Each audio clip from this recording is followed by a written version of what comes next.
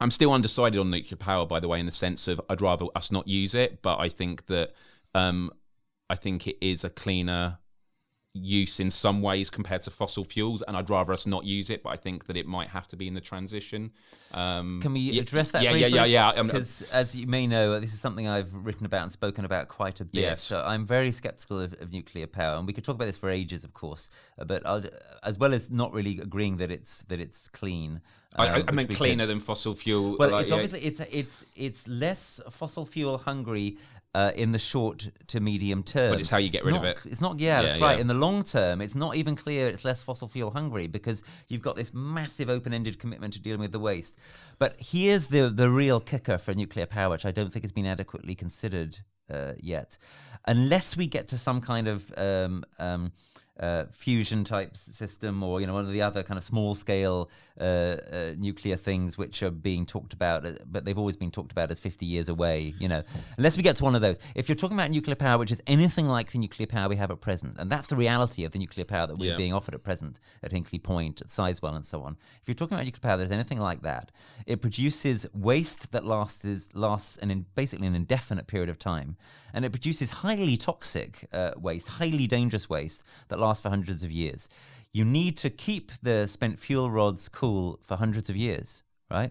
And if you don't, they will boil dry of their own accord. They will catch fire of their own accord, and they will burn toxic fires into the atmosphere for decades or hundreds of years. It was the concern with Fukushima and in the water.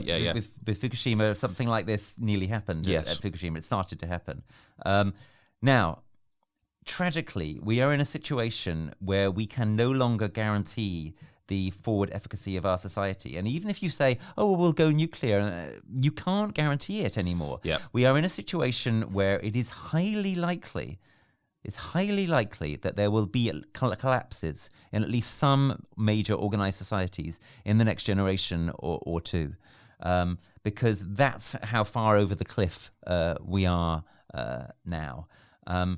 So we have to think about what's called deep adaptation. We have to think about making the future as safe as we can against the possibility of collapse. In other words, we have to say, if we assume that collapse is going to happen, what's our insurance policy for that not leading to a kind of total meltdown? Now, in that context, which we haven't really thought of yet, people haven't been willing to face it head on yet, but it's what I talk about in my work. It's what Jem Bendell talks about in his work, including his essay, Deep Adaptation, which I also recommend to people.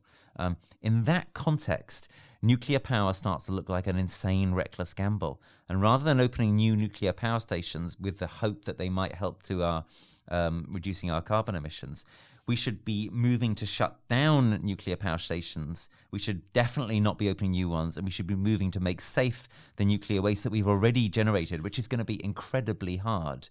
And we should be moving to try to defragilize our system, both in terms of, as I say, guarding against nuclear meltdowns, but also in terms of taking care of the waste, especially the high-level waste, especially the spent fuel rods. So you put all that together, what it seems to me to indicate is that if you are serious about facing up to climate reality, if you are serious about facing up to the very real threat now that whatever we do, collapse is now possible, then you have to think that nuclear power is not anymore a sane option.